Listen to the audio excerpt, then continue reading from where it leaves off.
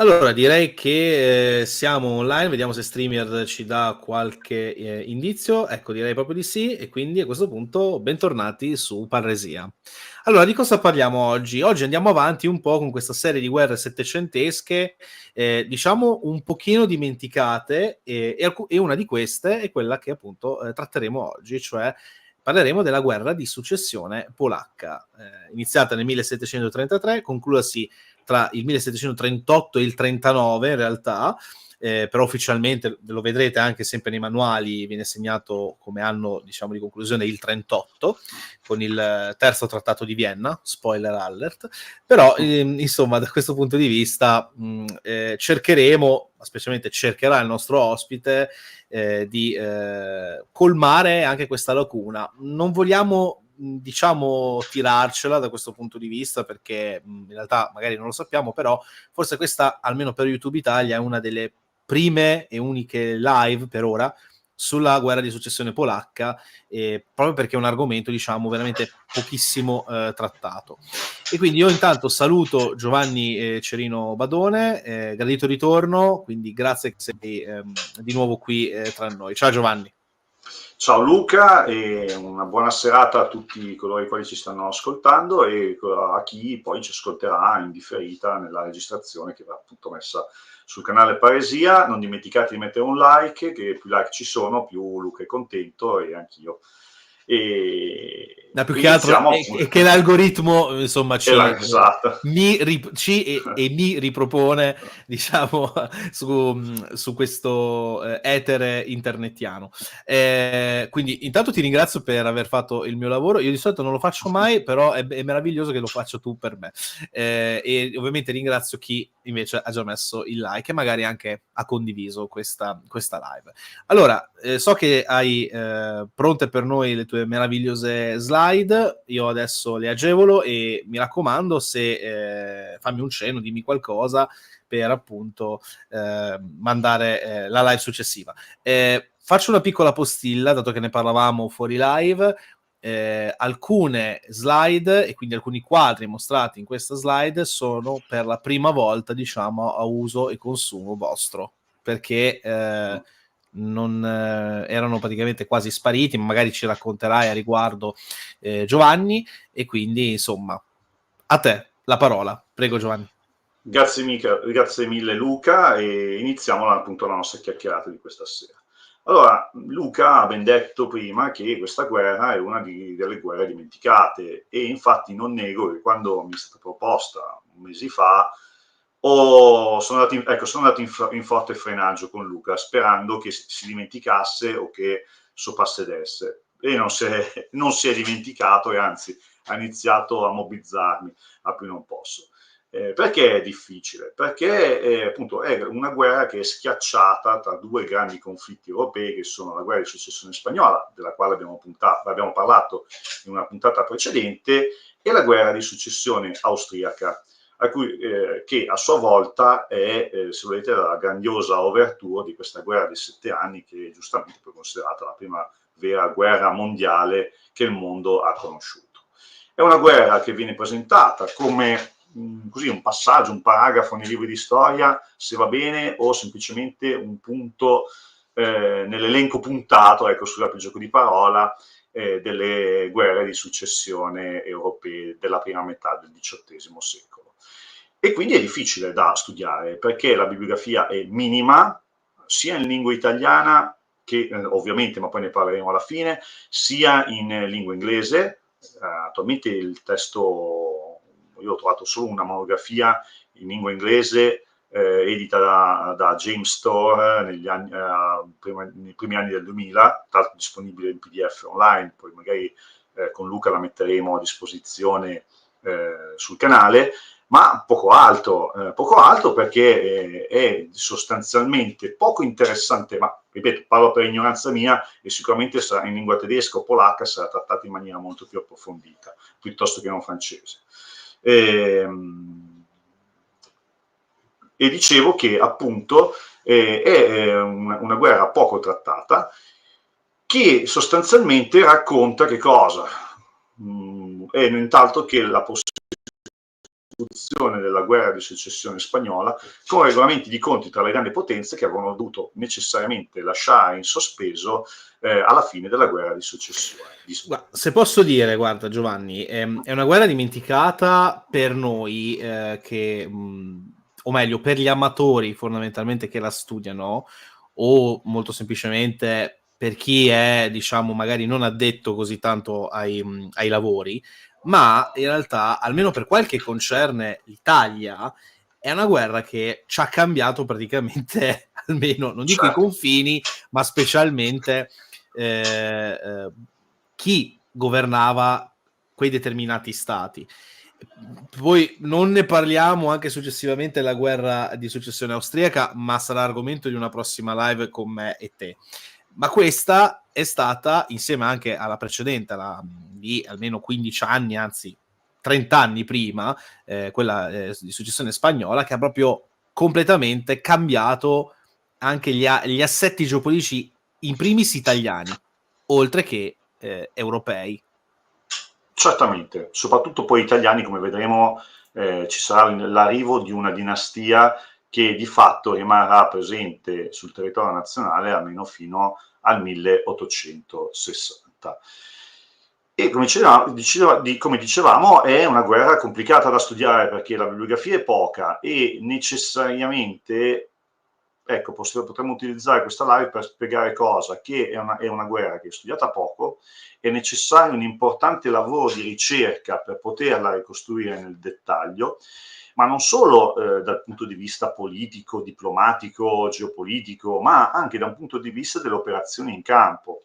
Ciò che io vi racconterò questa sera non è nient'altro, e così dichiaro tutte le mie colpe e le mie mancanze, frutto di un lavoro principalmente, possiamo definirlo compilativo, piuttosto che non di ricerca vera e propria. Compilativo utilizzando, dove è possibile, fonti anche di XVIII secolo, perché all'epoca, al contrario, la guerra era stata piuttosto trattata, ma in seconda battuta anche attraverso l'analisi di fonti edite tra gli anni 20-30 del Novecento, che appunto raccontano un pochino più dettagliatamente quello che è stata questa guerra. Che in lingua, ecco, la storiografia di lingua tedesca e chiaramente polacca ne tratta in una maniera ben più approfondita. Ma proseguiamo, dopo che sfogliamo appunto la nostra copertina, della quale poi parleremo successivamente, e qui abbiamo lo stato dell'Europa all'anno 1730. Ecco, questa Europa del 1730, che si accinge a essere teatro di questa nuova guerra di successione, dopo aver vissuto la guerra di successione spagnola, che si era conclusa nel 1713 col trattato di Utrecht, bene, non è un'Europa che è stata in pace per quasi 20 anni, ma al contrario un'Europa che è stata colpita soprattutto nella zona nord-orientale dalla guerra dei 30 anni, che si è conclusa da poco, negli anni 20 del Settecento, con il fortissimo ridimensionamento della Svezia di Carlo XII, che poi tra l'altro muore anche sul campo di battaglia durante un'operazione d'assedio, ucciso da un cecchino, se non ricordo male, danese durante le operazioni d'assedio, e la nascita di una nuova grande potenza che segnerà per tutto il XVIII secolo, fino poi a sostanzialmente esplodere in tutta la sua importanza, che è appunto la Russia, così come era stata creata da Pietro il Grande e in questo momento governata da una zarina, la zarina Anna. Poi ci sono delle realtà che sono piuttosto curiose, che tra l'altro in ambito italiano vengono studiate, se non ecco, o sulle carte geografiche quando ci sono, o semplicemente come quegli stati che ci sono, ma dei quali sappiamo pochissimo. Uno di questi è la Polonia, che ha uno status veramente particolare. È una monarchia, ma una monarchia elettiva, cioè sostanzialmente possiamo definirla una dieta di nobili locali, si trova o a Cracovia o a Varsavia, ma Cracovia era la città che poi sostanzialmente era teatro di queste elezioni, e sceglievano un re, che guarda caso era anche un sovrano di un altro paese, nello specifico la Polonia era governata dall'elettore di Sassonia, Filippo Augusto, Federico Augusto, adesso a memoria non ricordo, comunque l'elettore di Sassonia, eccolo qua, Federico Augusto I, che come re di Polonia, tra l'altro aveva anche un altro nome, però ho preferito scegliere... Augusto II come re di Polonia, perché tu vuoi fare un po' il precisino dicendo no, preferisco il nome dell'elettore come elettore di confermo. Sassonia. Vabbè. Abbiamo dibattuto in settimana su cosa fare. E per tornare alla slide precedente, e quindi Federico Augusto di Sassonia e anche re di Polonia. Chiaramente questa formula elettiva non giova molto alla solidità della Polonia come Stato, ma al contrario è un indice di debolezza e soprattutto è circondata da 3 potenze. 2 una è proprio la superpotenza, se vogliamo, tra le vincitrici della guerra di successione di Spagna, che è l'Austria. Quindi a sud questo impero asburgico che ancora che è sostanzialmente una potenza in fase di consolidamento e in parte espansione nell'area balcanica.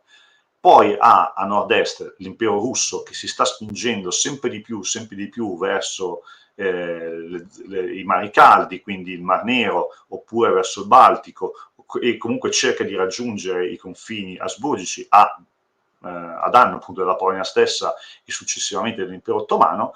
E poi c'è la nuova grande potenza emergente dell'area, che è questo regno in Prussia, che poi diventerà regno di Prussia, che ha avuto un'importanza decisiva nel fornire soldati ed equipaggiamenti agli eserciti belligeranti nella guerra di successione austriaca e ha combattuto contro la Svezia nella guerra del nord. Inoltre è anche uno dei principati elettivi per il Sacro Romano Impero, il Brandeburgo. Quindi c'è tutta una situazione, come anche la Sassonia. E quindi la situazione da un punto di vista legislativo, anzi potremmo dire proprio giuridico è complicata, ma potremmo dire è estremamente difficile per la Polonia, cioè sopravvivere in una realtà del genere o si è veramente uno Stato molto accentrato, con le idee ben chiare su cosa si deve fare e come ci si deve difendere e quali alleanze creare, o altrimenti con 3 vicini di casa così pericolosi la sorte è di fatto segnata. L'Italia invece è stata teatro, almeno l'Italia meridionale, di una guerra, la guerra della quadruplice alleanza, che ha visto dei cambiamenti del possesso di alcune isole e alcune dinastie che si sono insediate appunto sul territorio italiano. Finita la guerra di successione di Spagna, noi consideriamo sempre il regno spagnolo come un regno dopo il siglo d'oro, come una realtà in decadenza ormai abbandonata a se stessa. In realtà questa prima metà del XVIII secolo vede un ritorno di fiamma spagnolo veramente importante, al punto che tra il 1714 e il 1718 si sentono abbastanza così audaci da sfidare Francia e Inghilterra e impero asburgico contro per il dominio per conquistare gli ex domini della penisola italiana, in particolare Napoli è il loro obiettivo principale. Duplice alleanza perché avevamo Francia, impero asburgico, Inghilterra e il nuovo regno di Sicilia, che poi diventò di Sardegna, come alleati per il controllo dei domini italiani. Guerra che costringe i Savoia ad abbandonare la Sicilia dopo una campagna anfibia che dimostra chiaramente quanto fosse indifendibile per i Savoia quell'isola. Napoli viene comunque difesa efficacemente dagli Asburgo, che addirittura riusciranno poi a ricacciare gli spagnoli, e sostanzialmente abbiamo la formazione del Regno di Napoli così come poi lo conosciamo attraverso le guerre del Risorgimento, cioè tutto il meridione a partire dall'Abruzzo fino alla Calabria e la Sicilia che diventano un unico regno delle due Sicilie, il regno di Napoli, e la Sardegna che viene trasmessa, viene consegnata a Casa Savoia, la quale è abbastanza preoccupata e firma appunto un trattato di alleanza non troppo segreto con la Francia e l'Inghilterra, che diventa una sorta di assicurazione sulla vita, proprio un trattato di assicurazione. Dice ok, la Sardegna l'ho persa, però voglio essere sicuro che di qui in avanti ci sarà o l'uno o l'altro che garantisce per me i domini che ho conquistato nella guerra di secessione di Spagna e successivamente in tutto quello che avverrà. La Francia e infatti farà delle guerre contro il Regno di Sardegna, ma l'Inghilterra diventerà il partner assoluto del Regno di Sardegna per oltre un secolo, addirittura sarà decisivo per quelle che sono le sorti della riunificazione della penisola italiana sotto le bandiere di Savoia. E non dimentichiamo tutti i sussidi che verranno versati nelle casse di Torino da lì fino a tutto il XVIII secolo.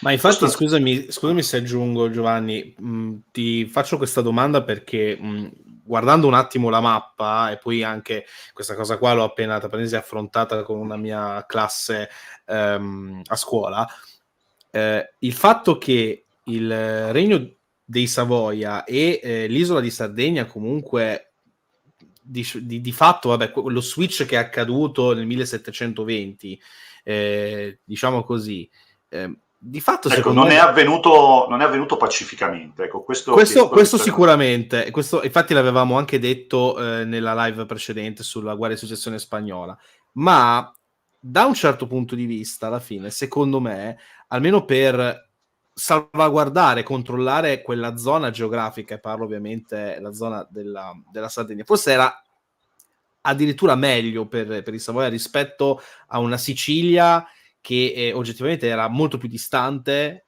e quindi molto meno controllabile. Cosa ne pensi?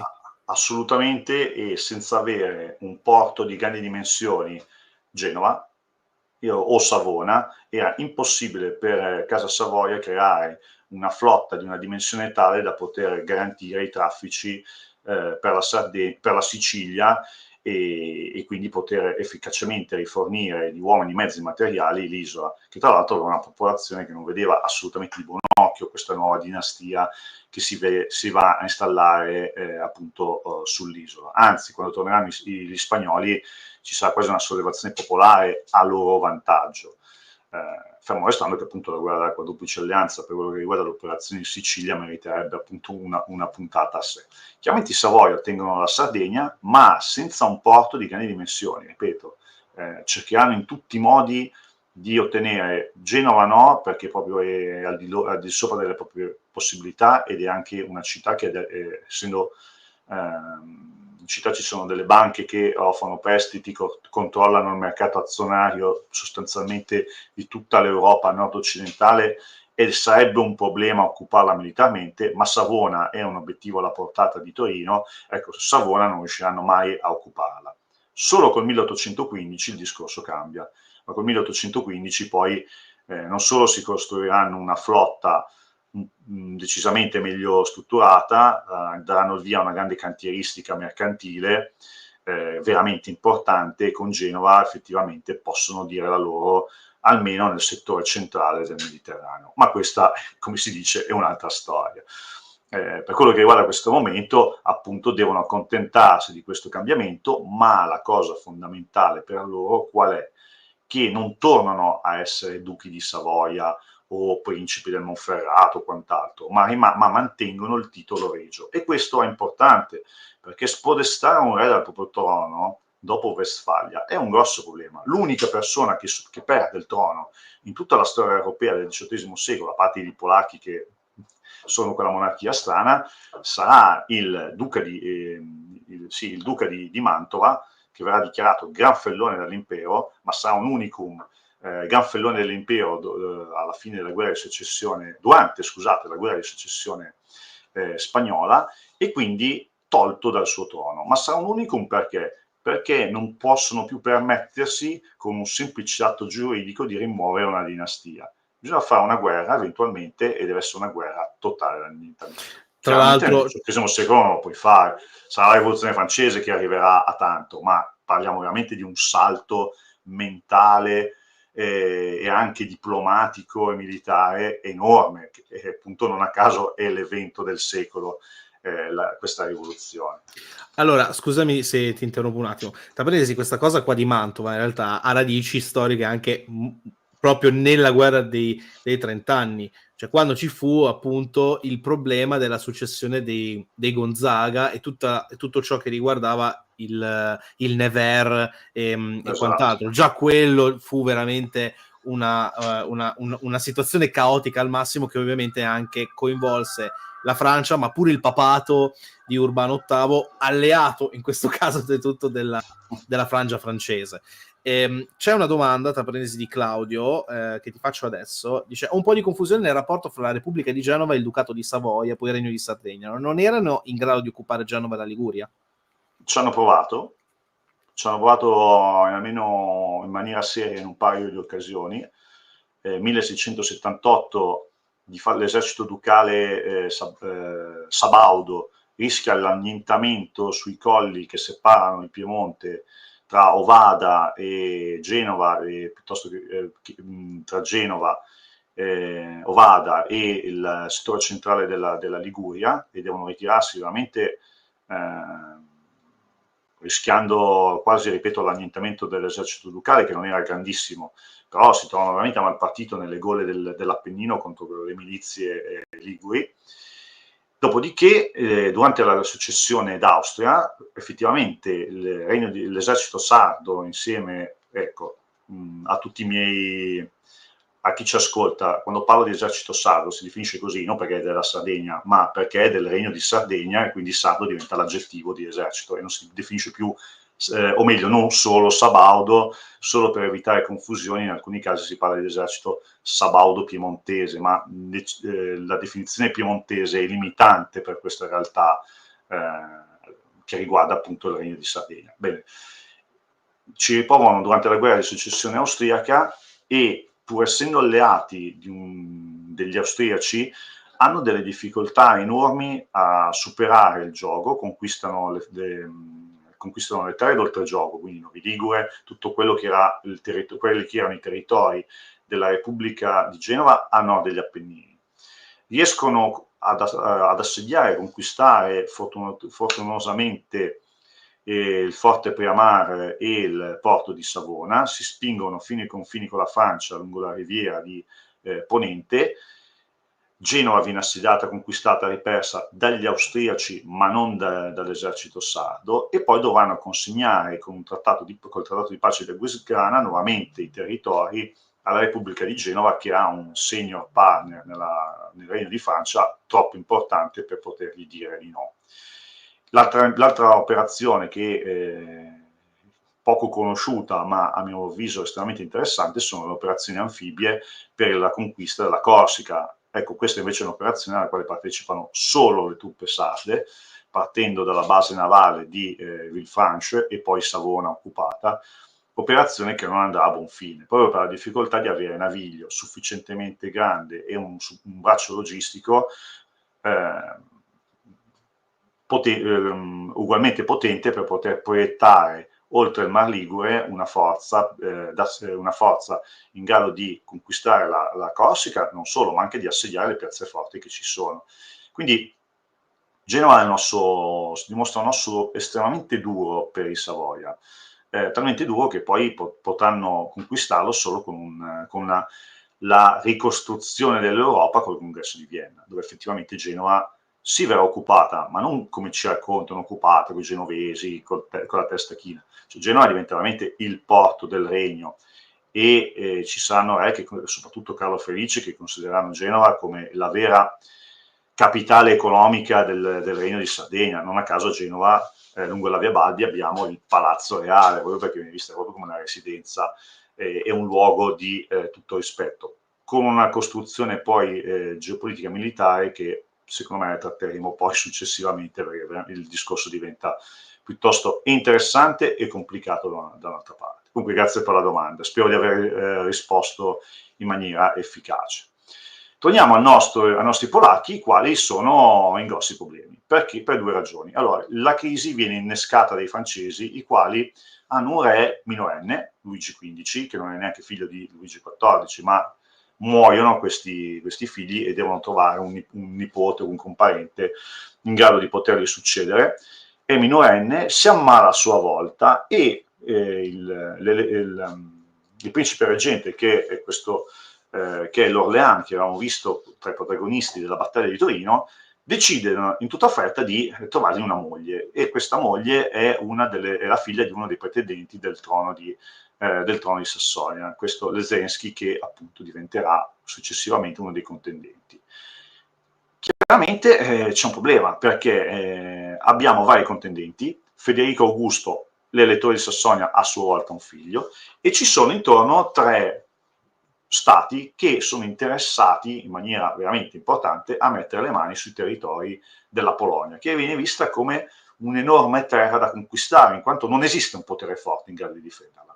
E quindi viene fatto un trattato, il trattato delle 3 aquile nere. Ecco perché ci sono queste 3 aquile nella mappa che stiamo proiettando: la Prussia, la Russia e l'Austria, che dicono chiunque tranne che il figlio di Federico Augusto. Perché? Per evitare che ci sia una continuità dinastica, che il Regno di Polonia abbia un'autolegittimazione, quindi un'autocoscienza, e quindi diventi uno Stato forte a tutti gli effetti, ma al contrario il trono deve andare a un altro re di un paese neutrale, in modo tale che questa potenza polacca sostanzialmente si svuoti all'interno, si diventi, come dire, una non potenza, una zona di conquista nuda e cruda.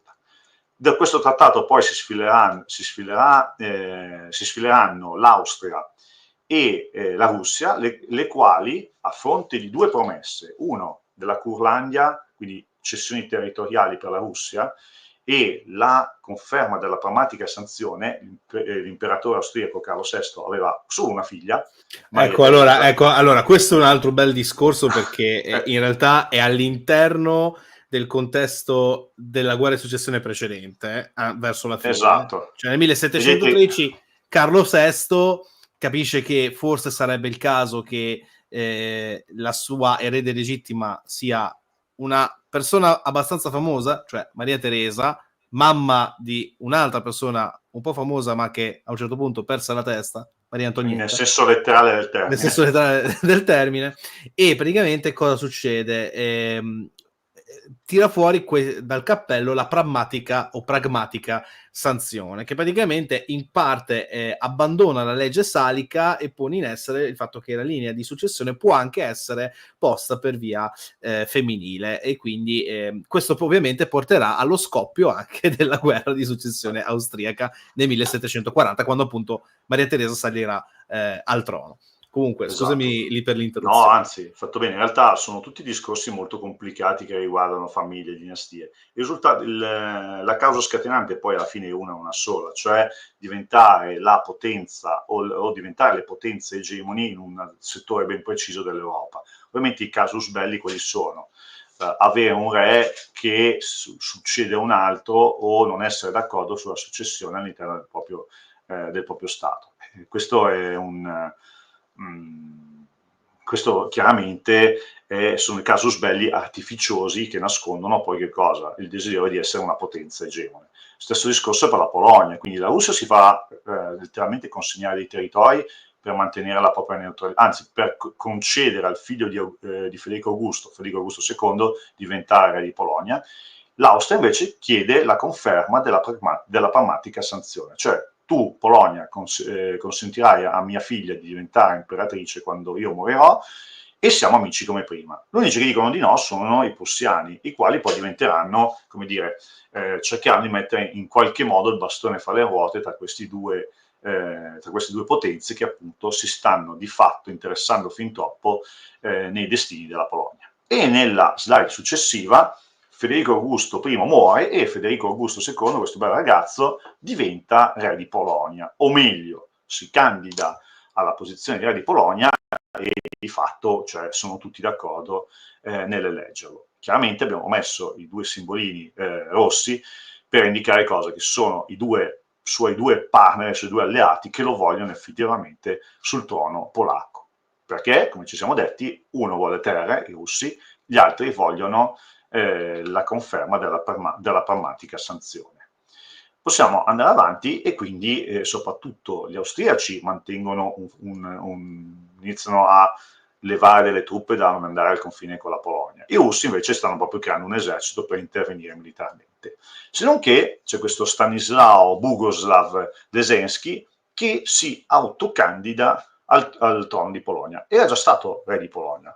Poi nel corso della guerra della Lega, nel corso della grande, scusate, nel corso della grande guerra del Nord era stato spodestato, detronizzato, e adesso ci riprova. Ci riprova perché? Perché comunque sua figlia diventerà regina di Francia, anzi lo sta già diventando, e quindi ha alle sue spalle una potenza, la Francia, che è tutta interessata a avere un alleato in quelle zone. Non si sa mai, domina a nord-est l'impero asburgico, controlla, è molto vicino, è sufficientemente grande per poter impedire un'espansione della Russia.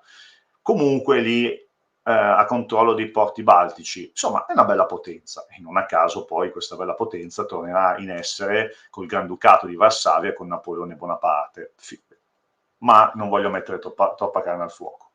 E quindi i francesi diventano gli sponsor di Zelensky. E Federico Augusto deve appunto iniziare a giocare le sue carte con le alleanze che si sono formate nel decennio precedente. Tra Ma l'altro, non ricordo, Giovanni, se l'hai detto, perché forse mi sono leggermente distratto anche un attimo a leggere i commenti in chat. Lesensky, che io pronuncio malissimo evidentemente come Lechinsky, anch'io sicuramente sbaglio. Perché io personalmente lo pronuncio Lechinsky, però può essere magari anche tua la pronuncia esatta. Era di fatto imparentato, bene o male, con i Borbone.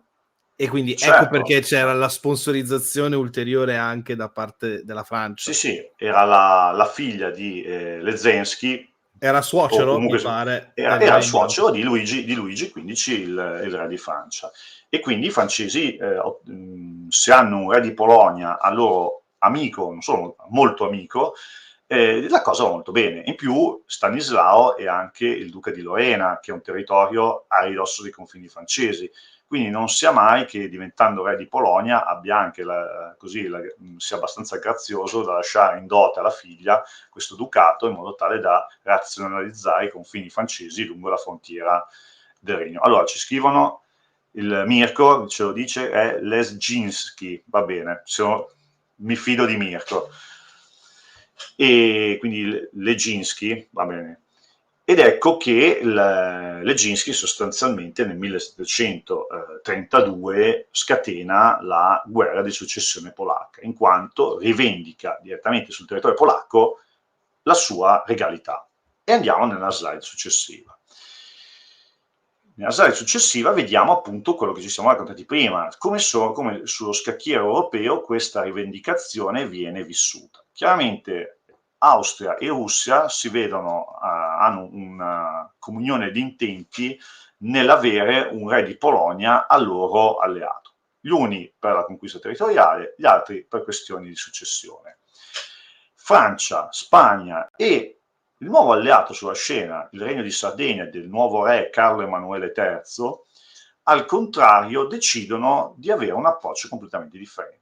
I francesi appoggiano appunto il suocero di Luigi XV per le ragioni che ci siamo detti. Spagna e Regno di Sardegna vedono in questo una buona occasione per poter ampliare i propri territori in Italia. La Spagna per occupare quelli che erano appunto i territori del Regno di Napoli e la Sicilia. I Savoia hanno come obiettivo dichiarato che cosa? Ampliare i loro territori fino a ottenere una massa critica per poter di fatto rendersi indipendenti da qualsiasi alleanza. La massa critica cosa vuol dire? Occupare sostanzialmente tutto il Ducato di Milano, Mantova compresa, che avrà un'importanza che vedremo poi quale, e i vari ducati di Parma, Piacenza e Modena lungo la pianura padana, così in modo tale da essere più o meno tranquilli. E guardate un po', sono gli obiettivi che Casa Savoia poi cercherà di perseguire anche nel corso delle guerre del Risorgimento. E così si forma appunto questa alleanza. Solo una potenza rimane parzialmente neutrale o comunque con una neutralità interessata, che è l'Inghilterra, che per questa partita decide appunto di rimanere esterna. Naturalmente si tratta di una neutralità interessata in quanto aiuterà in qualche modo appunto i paesi che si affacciano lungo il Baltico a mantenere il più possibile contenuto questo conflitto. Ma andiamo poi con ordine. La guerra esplode e andiamo a vedere nello scacchiere polacco cosa appunto avviene. Cambiamo appunto immagine e succede che i russi nel luglio del 1733 organizzano un corpo di spedizione al comando di un generale tale Lacy, che è un generale di origine, se non ricordo male, di una famiglia scozzese che si era trasferita in Russia già nel XV secolo, ma comunque diventa una dinastia militare locale, nonostante le origini chiaramente non russe, e potremmo dire intervengono, usando un eufemismo, un'operazione speciale in Polonia, per mettere sul trono, o meglio, per convincere la dieta polacca a eleggere il re che merita di essere eletto. Anche gli austriaci mobilitano le proprie truppe, le mandano al confine con la Polonia, nonostante i pareri contrarissimi del principe Eugenio, che è ancora vivo, ha 70 anni, il grande reduce della guerra di successione austriaca, il grande comandante, è ancora vivo, e cerca di convincere l'imperatore che forse sarebbe meglio mandare le truppe a ovest piuttosto che non a est. Comunque se ne stanno lì. I russi entrano in Polonia, devono attraversare delle zone che sono di fatto con pochissima popolazione, raggiungono Varsavia e convincono la dieta imperiale ad eleggere il figlio di Filippo Augusto II, come nuovo re di Polonia e diventare Augusto III. Legzinski naturalmente non ci sta, perché dice no, questa è una violazione dei diritti della dieta polacca di eleggere chi vogliono loro. E si rifugia nella città di Danzica, che è in quello spazio di terra che sostanzialmente, la carta più o meno molto simile ai confini della Polonia nel 1939, in quello spazio di terra che separa appunto il Brandeburgo dalla Prussia orientale. Perché va a Danzica? Perché Danzica è un porto di mare e di lì può ricevere tutti i rifornimenti e gli aiuti via mare dalla Francia, la quale non gli fa mancare gli aiuti, chiaramente finanziari per poter levare le truppe, ma anche materiali con soldati che appunto sbarcano a Danzica per poter mettere in stato di difesa questo importante porto del Baltico. Chiaramente c'è l'esercito russo che è presente nella Polonia occidentale e avrà un peso determinante per le operazioni, ma non solo, non dimentichiamo che Filippo Augusto II è elettore di Sassonia e nell'immagine successiva vediamo come decidono di intervenire. Di fatto avviene l'invasione della Polonia. Sostanzialmente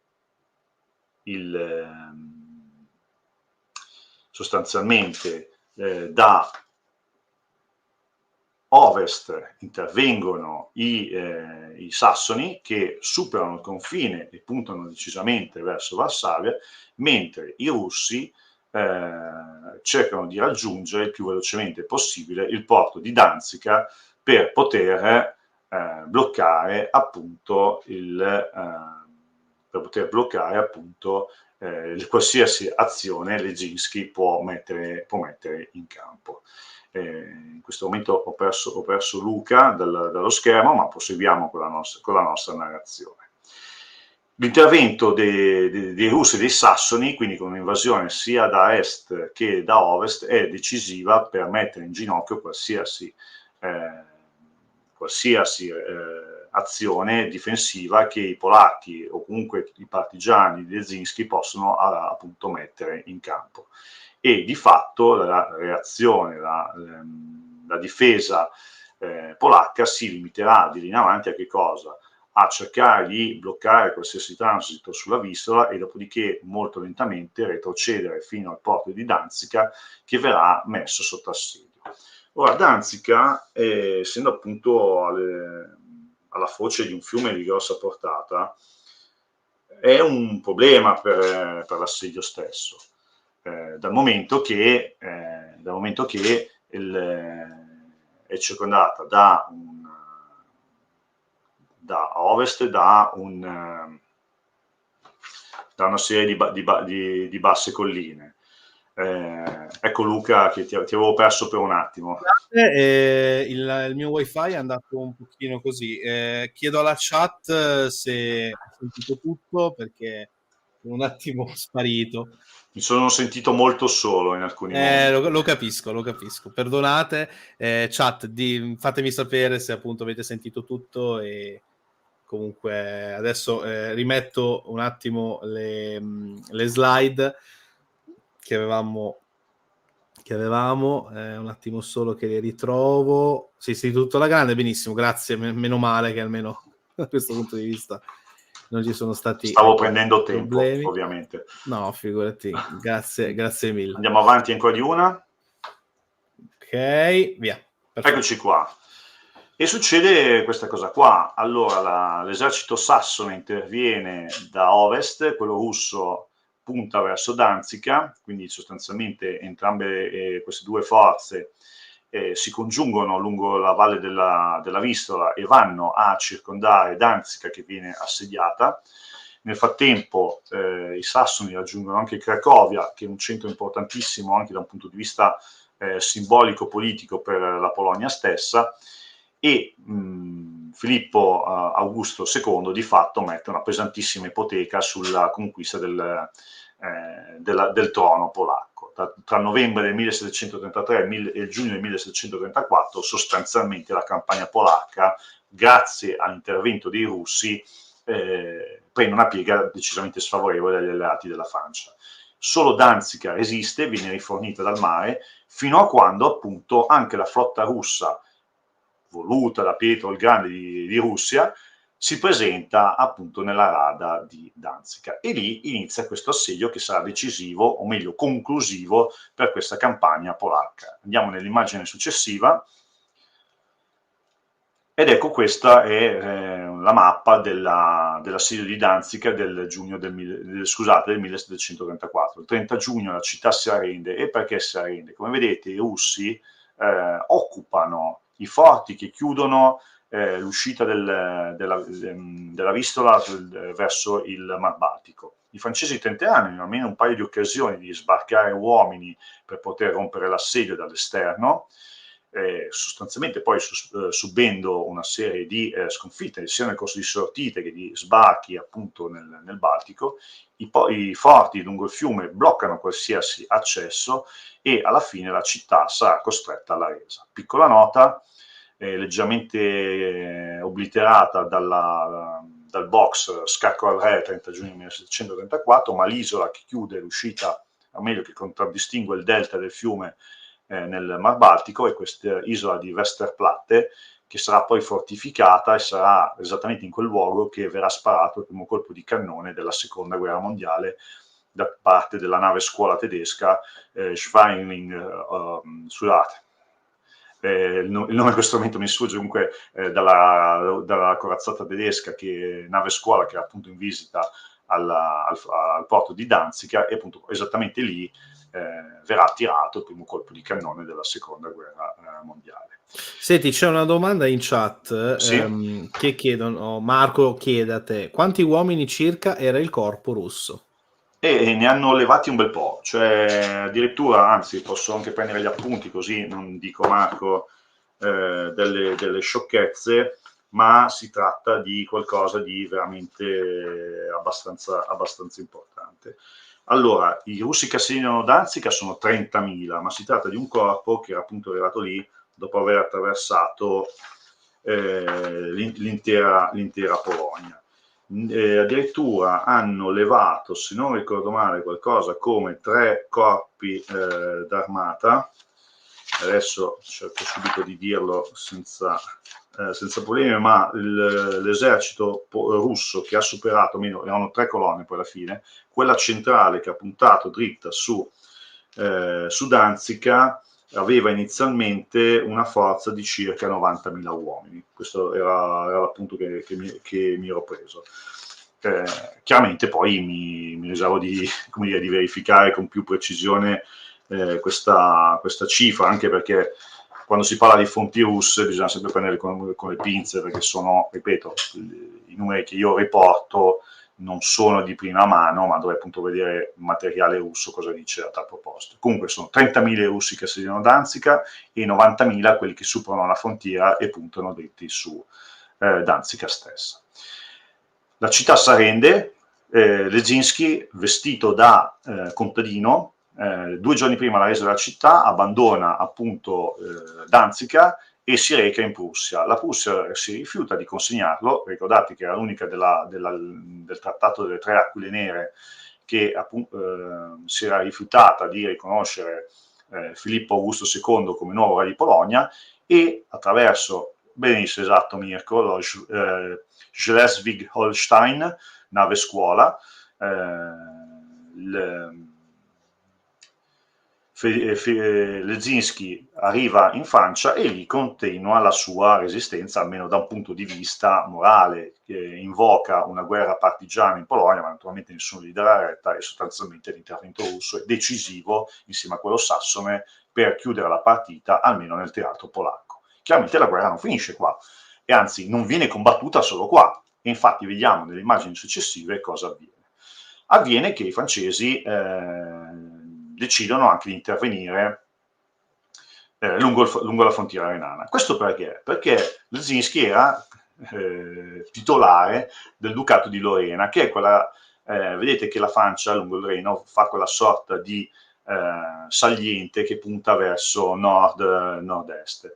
La zona verdino chiaro, attraversata dalla Freccia, è appunto la Lorena. E ai francesi interessa averlo, e sostanzialmente prima che qualcuno, leggasi esercito imperiale o chi per esso, possa metterci le mani sopra, lo attraversano completamente e vanno a invadere i territori della Confederazione tedesca. Questo entro già nel 1733. Nell'immagine successiva vediamo nel dettaglio i francesi cosa hanno in mente di fare. Riguardo scusami Giovanni, Sì. perdonami se intervengo e blocco il tuo discorso. Riguardo la questione della Lorena, però, c'era anche un altro personaggio nel mezzo che poi ovviamente farà poi capolino, specialmente con i trattati di Vienna, ratificati poi successivamente un anno dopo circa a Parigi, cioè Francesco Stefano di Lorena, marito Certo. di Maria Teresa, che appunto aveva anche lui la Lorena, e poi ci sarà, diciamo, uno scambio da questo punto di vista, ma lo vedremo successivamente. In realtà già in chat ho visto che l'avevano scritta questa cosa, però insomma, ecco, c'è anche questo personaggio che è molto fanno importante. benissimo a sottolinearlo, perché questi scambi di feudi, scambi matrimoniali, titoli, avranno poi un'importanza. Infatti Alessio dice: non credo essere nulla in Lorena, è proprio il cardinale Fleury che invade la Lorena. Non è che aveva qualcosa, praticamente teoricamente doveva avere determinate zone che poi però erano già occupate da Francesco Stefano. Certo. E questo è l'inghippo che poi ovviamente ha portato a ulteriori scontri, ecco. Diciamo che la Lorena,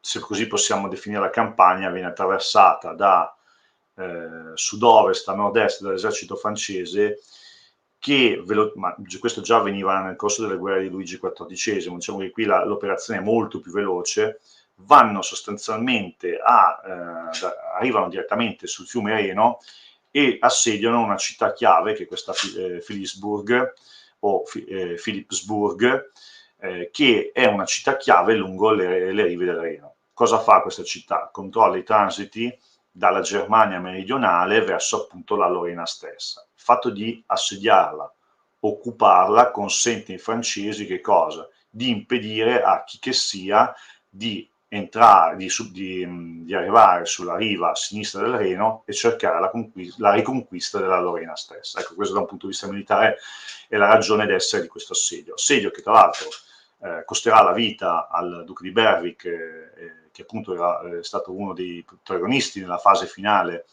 della guerra di successione austriaca.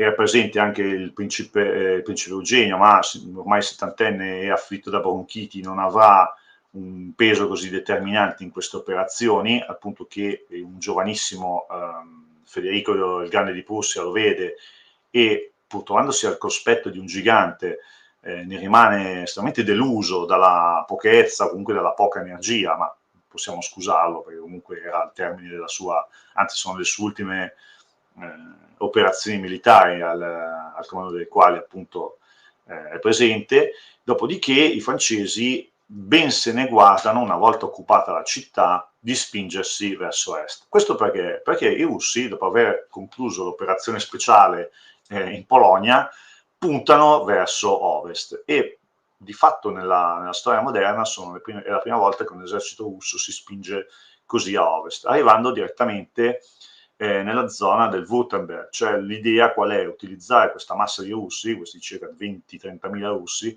che arrivano quasi a lambire le rive del Reno e sostanzialmente a funzionare come un corpo di osservazione che è lì e deve impedire ai francesi di superare una certa linea difensiva. I francesi puntano verso nord, verso la città di Coblenza, che non riusciranno ad assediare in quanto a questo punto l'esercito imperiale austriaco decide di intervenire direttamente puntando su Treveri, che verrà occupata e messa a difesa. Nel senso che di qui, oltre questa linea, cari francesi, non vi consentiamo più di andare, a meno che ingaggiare una battaglia di grosse dimensioni, vedasi Blenheim-Hochstadt, che in questo momento i francesi non possono sostenere. Perché? Non è tanto una questione di avversari, avrebbero potuto tranquillamente farlo, ma da un punto di vista strategico l'obiettivo è già stato conseguito. La Lorena diventa francese. Philippsburg è la chiave di volta dell'intera architettura difensiva che i francesi mettono in atto, in quanto per loro la partita che deve essere giocata fino in fondo è a questo punto in Italia, dove altri alleati e altre situazioni si stanno venendo a creare. Ed è in Italia, come vedremo poi nell'immagine successiva, che la, tra virgolette, vendetta francese per quello che era avvenuto in Polonia viene appunto consumata. Allora, in Francia la situazione com'è? Scusate, in Italia la situazione com'è? In Italia l'impero asburgico l'impero asburgico ha in quegli anni di fatto sostituito la Spagna come potenza egemone. Intendiamoci, col saliente trentino possono proiettare uomini e mezzi nella penisola italiana. Il Ducato di Milano consente di avere due poli logistici piuttosto importanti, uno medio che è Milano stessa, l'altro fondamentale che è Mantova. Mantova consente veramente di controllare il centro della pianura padana e di sostanzialmente muovere eserciti verso ovest o verso est o verso sud. A sud Napoli e la Sicilia sono la perla dell'impero. Non dimentichiamo che poi qualche anno dopo, nel 1744, un'isterica Maria Teresa fa di tutto per poter rioccupare Napoli, al punto da sacrificare un'intera armata che verrà fermata e poi espedita verso nord alla battaglia di Velletri. Bene, la Francia dice, ok, questa architettura geopolitica che gli austriaci hanno messo in campo deve essere assolutamente smontata e rimontata in chiave borbonica. Chi può aiutarci in questo senso? Il Regno di Sardegna. Carlo Emanuele III, che è succeduto a un vecchio Vittorio Amedeo II, il quale, chi dice impazzito, o comunque sostanzialmente detronizzato dal figlio e dalla nobiltà adesso fedele, nel 1732, finalmente il padre è morto, quindi può fare più o meno ciò che vuole, decide che vale la pena giocare questa partita al fianco dei vecchi ex avversari. Si allea con la Francia e dice, beh, se voi mi garantite il possesso del Ducato di Milano, Mantova compresa, allora io combatterò al vostro fianco e mi può anche star bene la presenza dei Borbone nel resto dei domini della penisola. E quindi sostanzialmente mette a disposizione l'armata sarda, che incominciava a essere uno strumento bellico piuttosto importante, a disposizione appunto a disposizione della monarchia borbonica. E la guerra nel 1733 inizia appunto anche nella penisola italiana. E andiamo a vedere cosa succede. Succede che i francesi, grazie all'alleanza con il Regno di Sardegna, sono liberi di superare le Alpi. Vediamo se nell'immagine successiva riusciamo a vedere. Ecco, questo è quello che ci siamo detti, sono i domini asburgici in Europa. Vedete che non c'è solo l'area austriaca propriamente detta e l'Ungheria, ma abbiamo anche i Paesi Bassi spagnoli che sono diventati austriaci, alcuni ducati lungo il Reno, ecco perché tra l'altro i francesi vanno anche in quelle zone, ma sostanzialmente poi non possono neanche avanzare perché gli austriaci, grazie anche al corpo di spedizione russo, sostanzialmente li bloccano, ma avete il Ducato di Milano, il Granducato di Toscana e infine il Regno di Napoli, con le frecce che indicano lo scambio con i Savoia al termine della guerra della quadruplice alleanza, Sardegna per Sicilia. Allora, piccola particolarità che volevo aggiungere riguardo le Fiandre, appunto. Alla fine di questa e della guerra successiva di successione, Maria Teresa d'Austria inizierà a parlare proprio con il Regno di Francia in merito allo scambio delle Fiandre, che poi ovviamente porterà, tra le altre cose, questa è una piccola cosa di quello che sarà invece molto più importante, cioè tutta la questione prussa e della Prussia fondamentalmente, farà scoppiare la guerra dei 7 anni. Piccolo spoiler diciamo futuro, però è molto importante questa piccola parte qua, perché di fatto inoltre in tutto questo coacervo di scambi, specialmente di alleanze tra Austria e Francia, ci sarà ovviamente anche uno dei figli, o meglio la figlia di Maria Teresa, che è appunto Maria Antonietta. Quindi, esattamente, l'infelice Maria Antonietta, che appunto fa la fine che, ahimè, ben sappiamo. Ecco, in quel periodo l'impero asburgico ha 3 armate sostanzialmente che vengono levate. L'armata principale che in quel momento prima sarà spostata verso i confini della Polonia, poi verrà portata verso il Reno, dove lì stazionerà ai comandi del principe Eugenio di Savoia, una Lombardaia Armee che appunto è deputata alla difesa del Ducato di Milano, e infine un piccolo esercito a difesa del Regno di Napoli. Quando dico piccolo esercito, tutto compreso, era circa 10.000 uomini, il quale farà poi quello che potrà nei confronti della forza di invasione spagnola. Andiamo avanti e vediamo appunto cosa avviene nel settore nord. Nel settore nord 2 armate, quella sarda, che riesce a levare qualcosa come 35-40 mila uomini, e quella francese, forte in alcuni momenti anche del doppio, puntano alla conquista della Lombardia, ma nello specifico di questa Lombardia interessa avere il controllo dei fiumi, dei corsi d'acqua, perché la Lombardia sostanzialmente è attraversata da un sistema idrico piuttosto importante. Sono due principalmente i corsi d'acqua sui quali interessa avere il controllo, che sono il Po, chiaramente, che consente di muoversi direttamente dal Piemonte fino al Mar Adriatico, e il fiume Adda, che praticamente Adda e Ticino, che da nord a sud tagliano appunto in 2 il territorio lombardo propriamente detto. In particolare l'Adda era controllato da una fortezza che praticamente era la chiave di volta del sistema difensivo lombardo in quel periodo, che è la fortezza di Gera Pizzighettone. Una volta occupata questa fortezza veniva reciso il collegamento tra Mantova e Milano, e separatamente le 2 armate alleate franco-piemontesi avrebbero potuto assediare prima Milano e successivamente Mantova, mettendo di fatto una seria ipoteca su quello che era il controllo del Ducato di Milano stesso. E soprattutto, scusate, mi ripeto, una volta occupata Mantova, di fatto poteva considerarsi chiuso qualsiasi dominio asburgico sul territorio italiano. Ma ripeto, questa operazione riuscirà solo a un certo Napoleone Bonaparte nel 1797. Proseguiamo e vediamo appunto cosa fanno gli alleati. Il punto di riunione delle 2 forze è Torino. Da Torino, marciando lungo la vecchia via di Fiandra, quindi verso Asti, raggiungono Alessandria e mettono in sicurezza la città di Tortona, quindi di fatto nei territori meridionali del Ducato. Viene bloccata e solo successivamente assediata.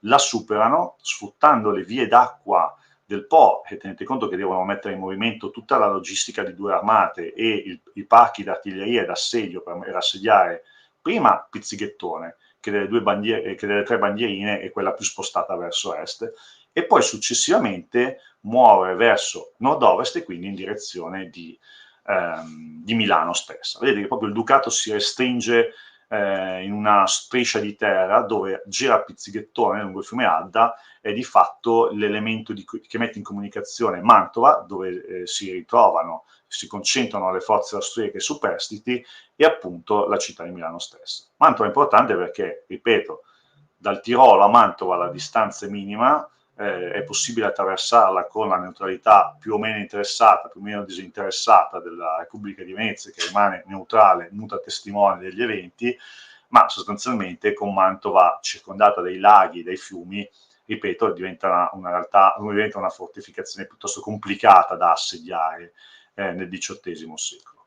Ecco che questa è la manovra come viene interpretata, pianificata e poi condotta dalle forze alleate franco-piemontesi nel 1733-1734. Avanti. Il primo prima di assedio... passare, scusami, prima di parlare dell'assedio di Pizzighettone, giustamente chiedono, bravi perché è un'ottima domanda. Quando tu parli di furia francese, perché ci furono stragi in stile Carlo VIII in Italia durante le guerre d'Italia dopo gli assedi?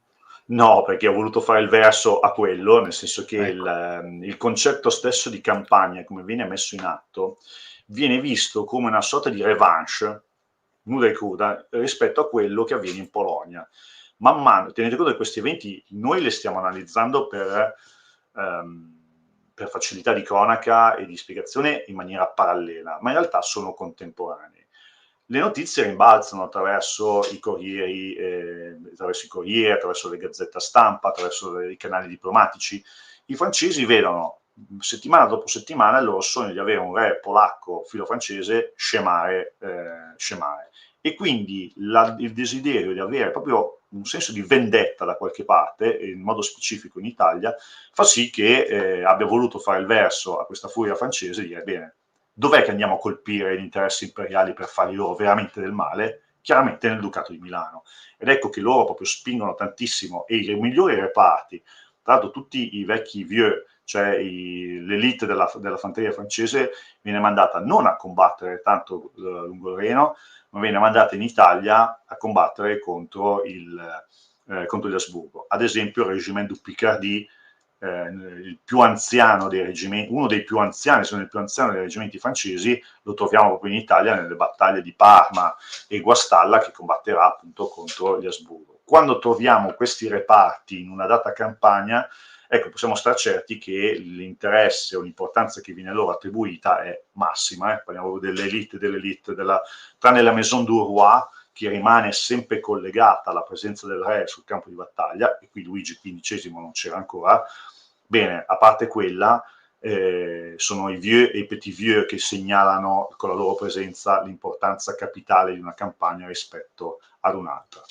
E Pizzighettone è la prima vera prova sul campo di battaglia, la prima vera prova bellica che gli alleati devono ottenere. Allora, piccola nota, il quadro che stiamo vedendo, l'assedio di Pizzighettone, è uno dei quadri, penso una delle prime volte che venga proiettato, sicuramente su YouTube, ma è anche una delle prime volte che viene presentato, in quanto era uno dei quadri che formava la galleria delle battaglie che esisteva a Palazzo Reale di Torino. Oggi chi va a visitare il Palazzo Reale di Torino vede solo due quadri del periodo di Carlo Emanuele III, che sono la battaglia di Castel Delfino, che non so perché viene presentata come passaggio notturno alla Sietta, ma non c'entra nulla, se non per il fatto che il quadro è molto, non dico deteriorato, ma necessita di un restauro, e quindi molto cupo. E poi la battaglia della Sietta. Tutti gli altri quadri che formavano le gallerie delle battaglie volute da Carlo Emanuele III per celebrare i suoi successi nella guerra di secessione polacca e nella guerra di secessione austriaca sono stati smembrati,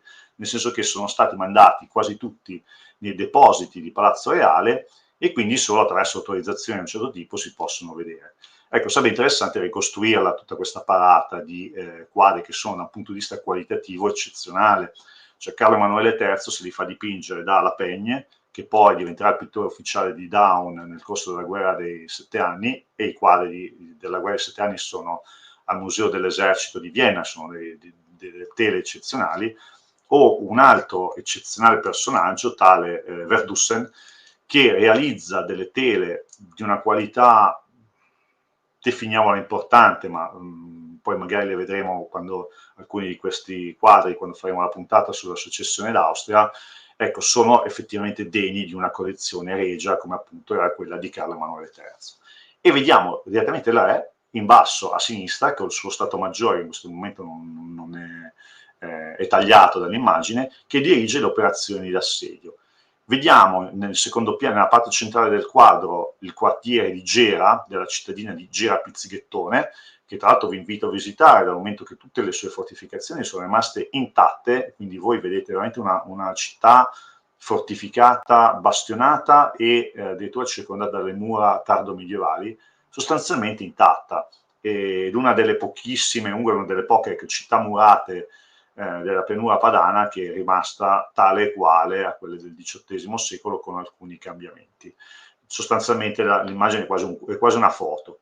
Si vedono le batterie d'assedio che hanno aperto ormai la breccia nel bastione centrale dell'opera a Corona di Gera, e una volta conquistata questa, la possibilità per i difensori di mantenere una difesa efficace sostanzialmente viene a scemare. Dal 6 novembre all'8 dicembre, quindi poco meno di un mese, la fortezza cerca di resistere, che è una buona tempistica per una fortezza di epoca moderna e ormai completamente isolata, e Pizzighettone appunto cede. A questo punto la via per Milano è totalmente aperta e gli alleati non se lo fanno ripetere 2 volte. Nell'immagine successiva vediamo appunto quello che succede a Milano. Ora, la città viene occupata. Di fatto era indifendibile il circuito delle mura di Milano, a parte il fatto che non era più stato aggiornato almeno dal XVI secolo in avanti, ma era troppo vasto perché fosse efficacemente difeso.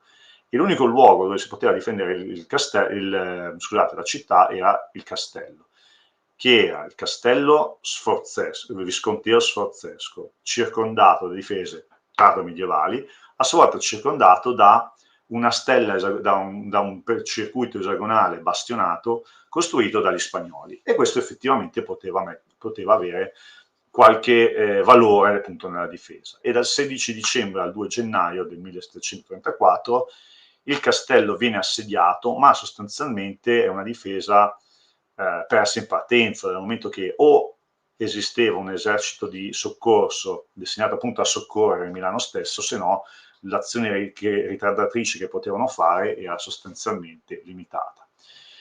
E ecco, questo quadro non è conservato a Torino, ma è conservato a Torino l'immagine che vediamo successivamente, con gli austriaci che depongono le bandiere ai piedi di Carlo Emanuele III in abito rosso da generale di battaglia. Ecco, tra l'altro buona parte di alcuni equipaggiamenti che qui sono raffigurati, soprattutto quelli del re Carlo Emanuele III, nell'immagine che avete visto dell'assedio di Pizzighettone, sono conservati all'Armeria Reale di Torino. Ad esempio la corazza, che sostanzialmente è un giubbotto antiproiettile, è quella, e i suoi abiti in buona parte sono raffigurati in tutta l'iconografia che lo raffigura. Ecco, il personaggio con l'abito rosso non è tanto Carlo Emanuele III, ma quanto il generale Coigny, cioè il comandante delle truppe francesi nel teatro nord italiano, che riceve la resa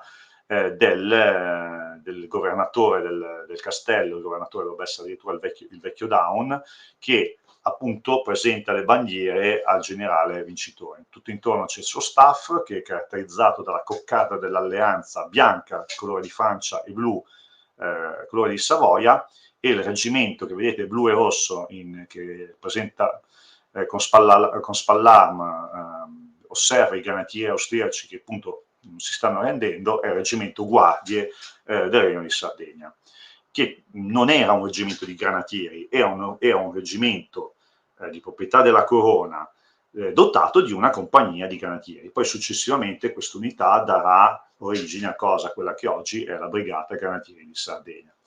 In secondo piano vedete il Castello Sforzesco di Milano, che è una struttura molto diversa da quella che oggi siamo abituati a vedere.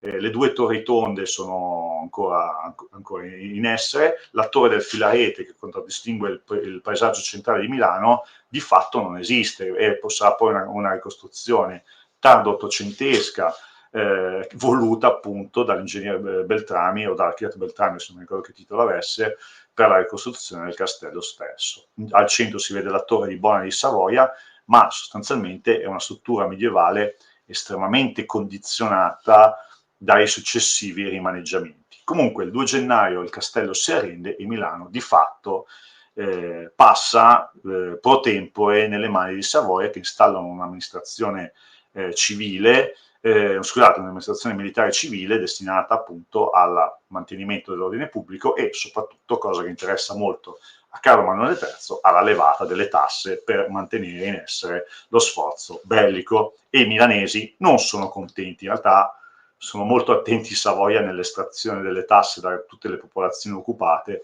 cosa che li renderà sempre molto antipatici a chiunque abbiano avuto il piacere di ospitare truppe sabaude, sate, piemontesi. Andiamo avanti. Tortona cede il 5 febbraio 1734.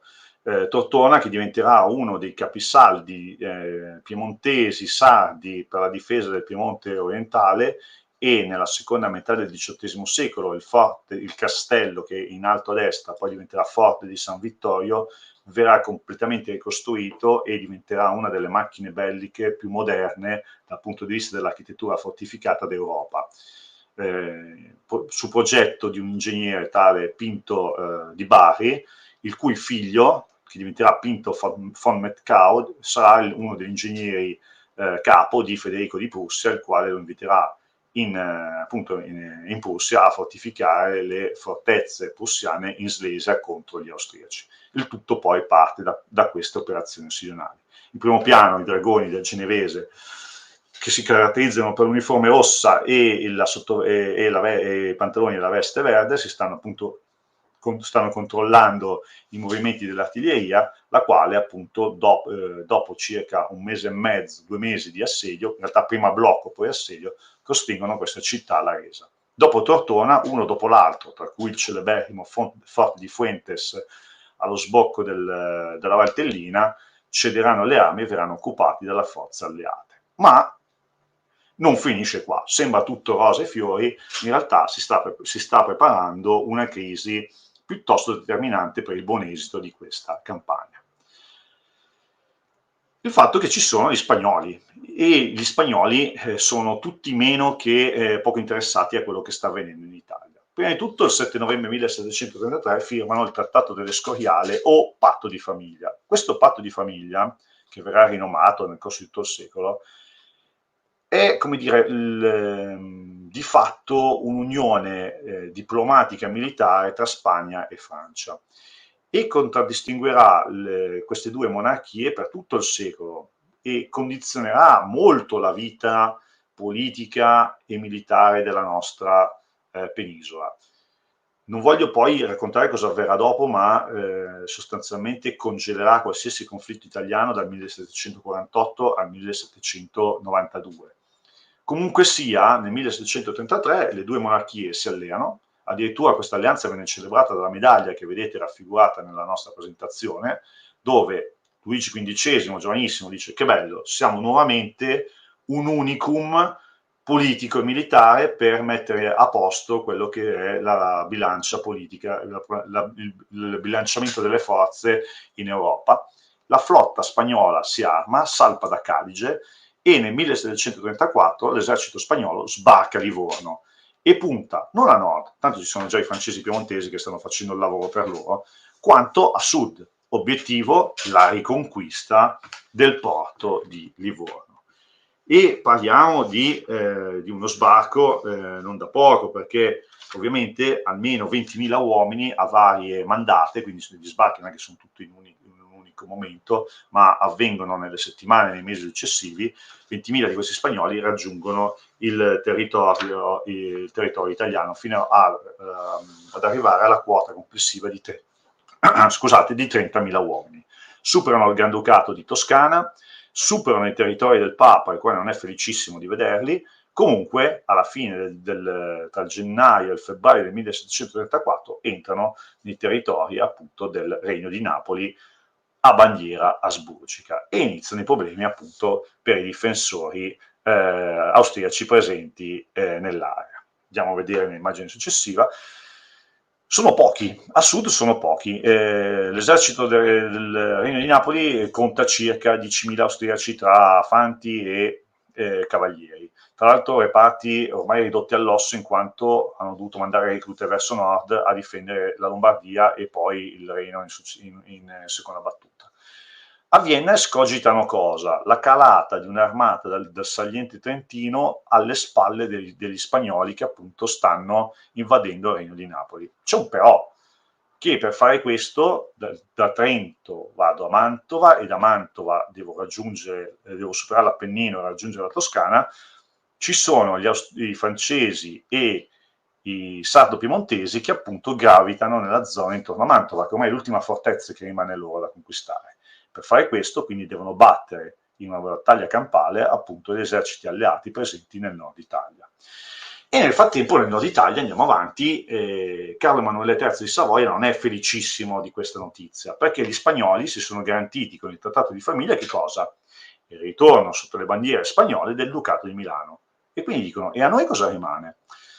Ma i francesi nicchiano, sì, non lo so, forse vedremo. Insomma, Carlo Emanuele III incomincia a fiutare un po' di cattiva aria e dice, ok, facciamo così. Io vi aiuto ancora, devo avere la certezza che una parte del Ducato di Milano, nello specifico Tortona e Novara, entrano a far parte del mio regno. E poi vedremo che succede. Succede che gli austriaci, rinforzati, marciano verso sud-ovest, mentre l'esercito alleato, nel frattempo Carlo Emanuele III si è un attimo distaccato verso Torino così a curare gli affari dei suoi stati, i francesi prendono tutte le sue forze, marciano verso sud-est con l'obiettivo di intercettare le forze austriache che stanno appunto cercando di raggiungere i passi dell'Appennino. Il risultato qual è? Che a Parma, queste manovre avvengono tra giugno e settembre del 1734, chiaramente non è facile, ci impiegano così tanto perché gli austriaci si rinforzano, gli alleati stanno litigando sul da farsi, quando gli austriaci si mettono in movimento anche i francesi si sentono pronti per affrontarli. E a Parma, slide successiva, di fatto avviene una battaglia d'incontro, nel senso che nessuna delle due parti si aspettava di trovare l'esercito avversario l'uno di fronte all'altro. Il 29 giugno 1734 le due forze si trovano, gli austriaci sono quelli che vanno all'attacco, trovano il nemico e dicono, beh, se lo battiamo e lo eliminiamo, o comunque gli infliggiamo una sconfitta tale da renderlo inoffensivo, possiamo proseguire senza problemi la nostra marcia verso sud e verso Napoli. Tutto bello, tutto facile, solo che gli attacchi austriaci vengono contenuti grazie a cosa? Grazie al fatto che il territorio della pianura padana non è come le pianure della Slesia, dove avete enormi aree dove è possibile manovrare in maniera geometrica, vedi ordine obliquo di Federico, vedi attacchi a colonne separate austriache, ma è un terreno estremamente compartimentato, dove occorre una pianificazione ottima e una ottima cadenza delle truppe, la capacità di aprirsi e chiudersi in linea. Il risultato qual è? Che gli attacchi austriaci, sebbene poderosi, ben condotti, alla fine vengono frenati e bloccati. Dopodiché i francesi, sulla destra del nostro teleschermo, iniziano ad allungarsi in una colonna che praticamente rischia di aggirare sulla destra stessa appunto gli austriaci, i quali si vedono costretti a ritirare. In realtà questo aggiramento francese è un possibile aggiramento, nel senso che i francesi ovviamente non avevano neanche intenzione di fare una cosa del genere, quanto piuttosto di creare un nuovo fronte di combattimento e sospingere lontano dalle loro linee di comunicazione gli austriaci appunto e separarli dalla zona degli attacchi. Fatto sta che gli austriaci si vedono minacciati e dopo una giornata di combattimento si ritirano. La descrizione della battaglia è chiaramente molto superficiale come l'ho fatta io, anche perché, ripeto, questa campagna, come ci siamo detti all'inizio, merita una trattazione ben più profonda rispetto a quanto io malamente sto facendo in questo momento. Detto ciò, ecco, prendete questa ricostruzione come una base di inizio per qualsiasi studio che appunto la guerra di successione polacca può garantire. Fermo restando che, poi ti lascio la parola a Luca, l'Archivio di Stato di Torino ha un bacino veramente importante nella sezione di corte Fondo Materie Militari dedicata alla successione polacca, e quindi materiali su questi scontri ne trovate veramente tanti e sono tutti molto importanti. Scusami Luca, ti lascio la parola. Credo, no, per aggiungere quello che hai detto te, credo anche l'Archivio di Stato di Parma abbia parecchie carte anche su questo, però controllate fondamentalmente l'inventario, non so se ne esiste uno online, questa cosa qua l'aveva fatta Modena molto sapientemente durante il periodo della pandemia, però non saprei per quanto concerne Parma. Però, insomma, se siete a Parma e volete farvi un giro all'Archivio di Stato, perché no? Andate a consultare. Allora, ci sono due domande. Il primo, adesso ti chiede chi erano i comandanti. Qua si parla Daun Lassi. Allora, per la parte francese è Coigny sicuramente, che ne approfitta del fatto che Carlo Emanuele III ha lasciato il comando, e quindi senza avere il re tra i piedi può comandare lui, mentre per la parte austriaca tale Mercy, che anche nonostante il nome appunto è austriaco anche lui. Tenendo conto che entrambi i comandanti vengono feriti gravemente nel corso dello scontro, Coigny, il francese, è ferito e poi alla fine dovrà abbandonare la campagna, lasciandola poi a un altro comandante, mentre Mercy addirittura, il comandante austriaco, viene ucciso da un colpo di cannone che non gli lascia scampo, e quindi deve essere poi sostituito da Königsen, che invece questo è chiaramente austriaco per il cognome, e prenderà lui poi il comando delle operazioni successive. Invece l'altra è riguardante la Repubblica di Venezia. Claudio ti chiede, ma la Repubblica di Venezia, se non ero comprendeva Brescia e Bergamo, da che parte stava? Era neutrale? Neutrale. Neutralissimo. Venezia mantiene uno stato... Allora, però dobbiamo un attimo capirci su una cosa. L'essere neutrale nel XVIII secolo voleva dire che sostanzialmente chi attraversava le mie terre si doveva impegnare a non saccheggiare, a non rompere le scatole, a non occupare le città, sostanzialmente a non creare danni al paesaggio e alle persone. Chiaramente facevano danni sia alle persone e al paesaggio, ma in maniera molto limitata. Addirittura poteva addirittura essere permesso di combattere sui territori neutrali. L'importante era sempre evitare danni dichiarati nei confronti di persone o beni. Venezia cosa fa? Concede il transito agli austriaci che dal saliente trentino vanno verso Mantova. Bergamo, Brescia, tutto il territorio fino all'Adda. Non c'era pizzighettone perché poi il confine piegava in una maniera differente nella zona tra Crema e Cremona. Ci sono ancora oggi i cippi confinari presenti nell'area. Erano territori della Repubblica di Venezia, infatti le porte delle cittadine di Bergamo ancora oggi presentano il leone marciano all'ingresso della città alta di Bergamo stessa. Brescia, idem, si vede il castello di Brescia con appunto le insegne della Repubblica. Fatto sta che comunque Venezia, ed questo è uno dei grandi what if della storia moderna italiana, se non avesse avuto un contegno così neutrale, cosa avrebbe potuto essere la più importante potenza militare d'Italia? In quel momento, all'inizio del Settecento, sicuramente lo era. Di certo, mantenendo questo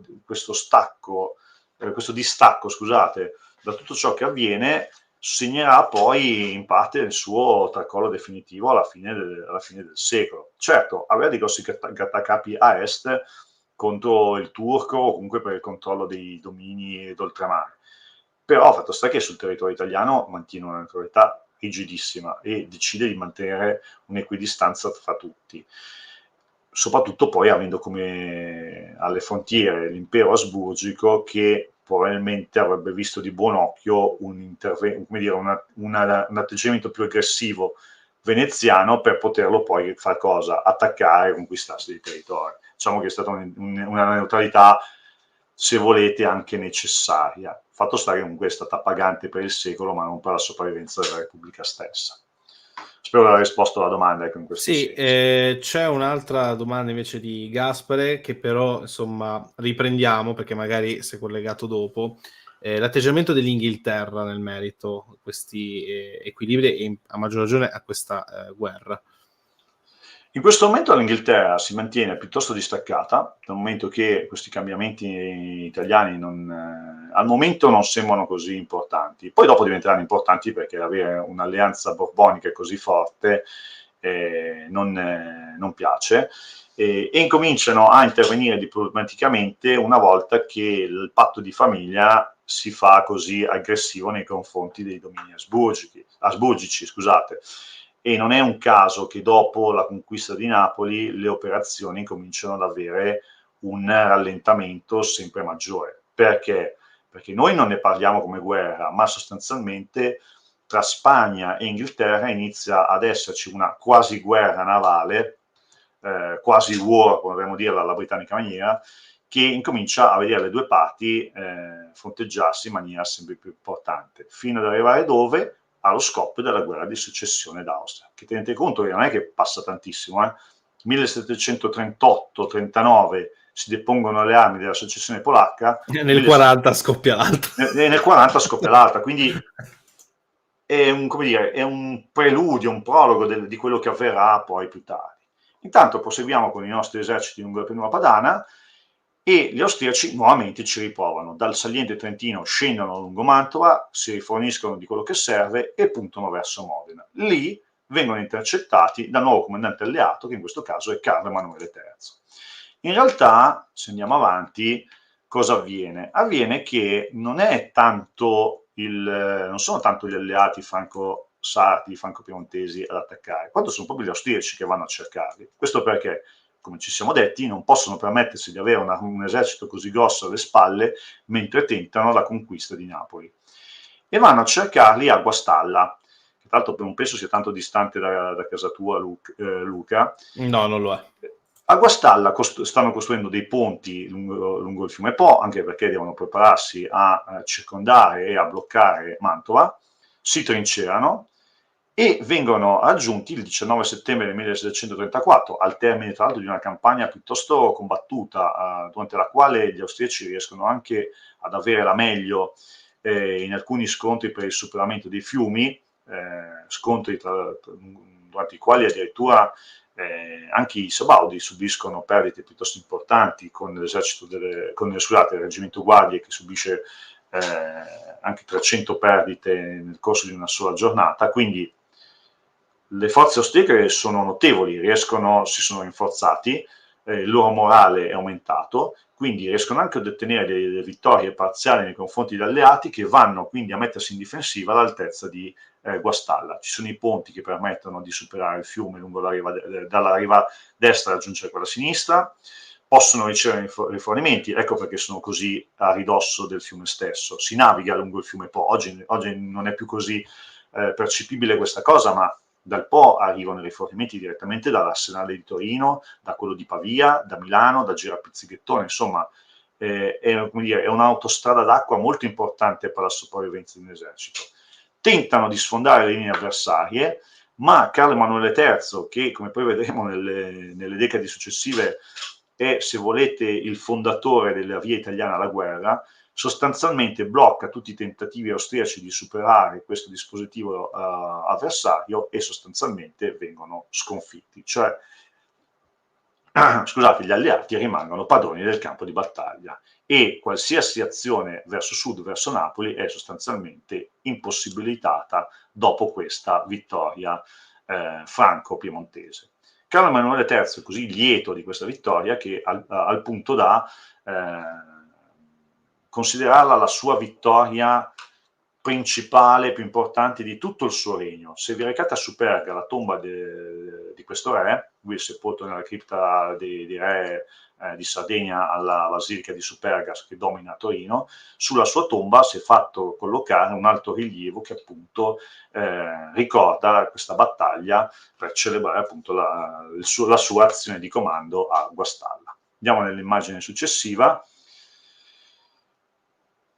Cosa succede dopo? Nel 1735 Mantova è circondata, ma è un problema assediarla, perché Mantova oggi meno, ma all'epoca era di fatto circondata da una serie di laghi fluviali, quindi, o zone paludosi, quindi anche l'approccio con trincee d'assedio, trincee parallele, la sistemazione di batterie era piuttosto complicata, quindi viene circondata e si pensa all'invasione del Salento Trentino. Ma Carlo Emanuele III ormai ha avuto la notizia che da un punto di vista diplomatico i francesi sono decisi a consegnare il Ducato di Milano direttamente nelle mani degli spagnoli. E Carlo Emanuele dice, beh, sapete che faccio? Io, tanto per essere tranquillo, metto le mie truppe ai quartieri d'inverno, addirittura le ritira dal fronte e in parte le smobilita, in parte le manda a svernare in Piemonte e dice ai francesi, arrangiatevi, io però quello che voglio, se no cambio alleanze, sono i territori di Novara e di Tortona, territori che gli saranno garantiti con la pace di Parigi del 1738. Nel frattempo, senza un alleato 39. 39, scusami, senza un alleato così importante, i francesi non possono andare più di tanto avanti, si metteranno a raggiungere i confini meridionali del Tirolo, legacy provincia di Trento, e di lì non andranno più avanti. Per rispondere tra l'altro parzialmente alla domanda precedente, vedete come non si fanno nessuno scrupolo nell'attraversare la zona del Garda, che è a dominio della Repubblica di Venezia. Chiaramente senza avere il controllo delle città è un problema riuscire a sostenere un'operazione bellica di questo tipo. E infatti questa invasione fallirà e non avrà comunque seguito. Proseguiamo. Al contrario, a sud le operazioni proseguono. Vedete che gli spagnoli attraversano tutta la penisola, occupano Napoli e praticamente tutto il regno di fatto si dichiara loro fedele. La difesa di Napoli di fatto è impossibile, se non per alcune difese parziali dei forti e dei castelli che circondano la città, e l'esercito asburgico si ritira fino a chiudersi nella pianura praticamente sino a chiudersi in Puglia. Lì perché sfruttando i porti di Brindisi o di Otranto possono utilizzare appunto quello che è i natanti della flotta asburgica per poter eventualmente essere transitati nuovamente verso nord. Ma è un'opzione quasi come dire, obbligata, dal momento che scendere verso sud significa andare verso la Calabria, che è una zona montuosa e non sicuramente facile per la difesa, o comunque per la difesa come la intendiamo nel XVIII secolo, a fronte anche di una popolazione che non è esattamente amichevole, anzi ostile. Raggiungere la Sicilia è impossibile, e infatti i presidi della Sicilia, uno dopo l'altro, si arrenderanno, e in più c'è anche la scelta da parte del comandante, da parte del governatore austriaco, di separare le forze. Metà verranno mandate dentro i castelli di Pezzeforte e metà rimarranno con l'esercito da campagna. Il risultato qual è? Essere deboli ovunque. Le fortezze comunque cederanno alla forza di invasione, che tra l'altro può anche sfruttare la presenza di un'imponente flotta navale, di una flotta per appunto coordinare le operazioni d'assedio e sbarcare forze dove necessario, e viceversa essere veramente deboli nel punto decisivo, cioè a Bitonto in Puglia, dove appunto la battaglia verrà decisa. Proseguiamo. La battaglia, già questa mappa che arriva dall'archivio del Margravio dell'Assia, tanto per dirvi anche come nel XVIII secolo la raccolta di intelligence, cioè di informazioni nell'ambito militare, era una delle attività chiave delle corti europee. Gli archivi e gli archivi poi degli eserciti nello specifico nascono proprio per questa necessità di raccolta informazioni. L'archivio di Torino, Vincennes a Parigi, il Kriegsarchiv di Vienna, piuttosto che non anche il Kabinettsarchiv di di Berlino, nascono proprio con questa necessità di avere informazioni sulle forze avversarie, e questi raccolgono informazioni su chi? Non tanto sugli spagnoli, che tra l'altro vengono raffigurati con questi quadrati azzurrini, ma sulle forze asburgiche, sul come si comportano sul campo di battaglia. Chiaramente nell'asse avevano più interesse nel capire gli austriaci come avevano combattuto, piuttosto che non gli spagnoli. E gli austriaci... Evidente che probabilmente avranno letto Montecuccoli. Penso proprio di sì, anzi, cioè, sicuramente se andremo a vedere il registro dell'archivio del Margravio, vedrai che sicuramente le opere di Montecuccoli saranno inserite nelle sue collezioni, o se non le sue opere, almeno la sua vita, che comunque percepivano non tanto la necessità di leggere le storie ufficiali delle campagne, quanto le biografie dei comandanti. Bene, gli spagnoli cosa fanno? Prima di tutto bonificano tutto quello che hanno davanti a loro. Ecco, Bitonto è collocata a sinistra della mappa, oggi il territorio è completamente cambiato. Gli austriaci cercano di sfruttare gli edifici agricoli presenti nella zona, che vengono occupati uno dopo l'altro dagli attacchi spagnoli, che di fatto non è che abbiano una grande fantasia tattica, sostanzialmente sfruttando la loro superiorità numerica come un enorme schiacciasassi, travolgono quello che trovano davanti a loro. I reparti austriaci della seconda linea, vedendo cosa sta avvenendo nei reparti di fronte a loro, sostanzialmente vanno in rotta prima ancora di entrare a contatto con le forze avversarie, e la battaglia si chiude con un trionfo spagnolo che di fatto fa cosa? Consegna alla nuova monarchia borbonica, quindi non al re di Spagna, ma alla famiglia imparentata che diventeranno i nuovi re di Napoli, tutto il regno il trono di Napoli e la Sicilia, che verranno riunificati sotto questo regno chiaramente borbonico, chiaramente allineato alla Spagna e chiaramente allineato alla Francia. Questa cosa poi si vedrà negli anni successivi. 25 maggio 1734 diventa la data chiave per quello che riguarda il sud Italia. Andiamo avanti. E qui vediamo appunto la battaglia di Bitonto vista da sud, quindi dalle retrovie spagnole, su cosa sta avvenendo. Quindi vedete proprio, ecco, questo quadro veramente è quasi fotografico, no? Bitonto è sulla nostra destra, come un'unica linea avanza frontalmente verso le linee avversarie, che sono pochi, si notano molto chiaramente le varie cascine che servono da caposaldo per gli austriaci lungo la loro linea di difesa, ma la possibilità appunto di resistere a un urto tale, sia in termini di uomini e mezzi, anche artiglierie, è di fatto impossibile, e la battaglia si chiude con un trionfo austriaco e sostanzialmente con l'annientamento della piccola armata austriaca posta a difesa del Regno di Napoli. Andiamo avanti. 1738, e questa è la situazione che si viene a creare alla fine di questa guerra. Allora, il primo che ci guadagna qualcosa, ma non quello che sperava, è chiaramente Carlo Emanuele III, che ha messo le mani su Novara e su Tortona. Sostanzialmente il Ducato di Milano si è assottigliato a una striscia di terra che vede in Milano e Mantova i suoi due principali centri, ma rimane ancora in mano asburgica. A sud è cambiato tutto. A Napoli non ci sono più gli austriaci, a Napoli c'è una monarchia borbonica.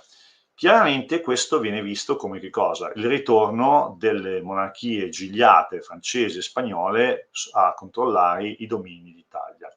Ma questo da solo, pur essendo un risultato importante e provocando poi grandi mal di pancia a Maria Teresa negli anni successivi, non è sufficiente a garantire loro il controllo italiano. Perché?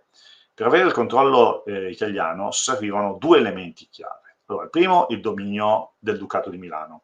Chi controlla l'hub logistico lombardo controlla di fatto l'intera penisola, perché avendo il dominio di quella zona, e quindi a fronte anche della neutralità di Venezia, è impossibile non riuscire a controllare il resto della penisola.